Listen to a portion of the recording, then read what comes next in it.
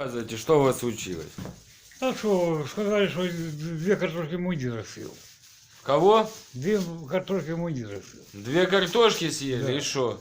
И я виноват. В чем? Что я спас кастрюлю, что ее сюда принесли. Ну и дальше что?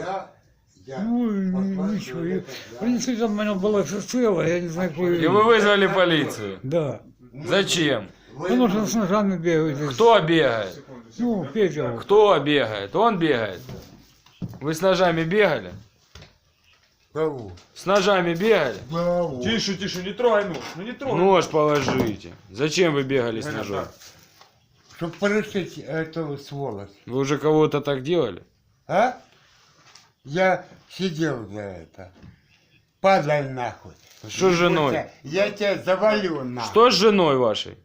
А? Что с вашей женой Ты происходит? отдыхать, ну, бухай. Бухая? Да.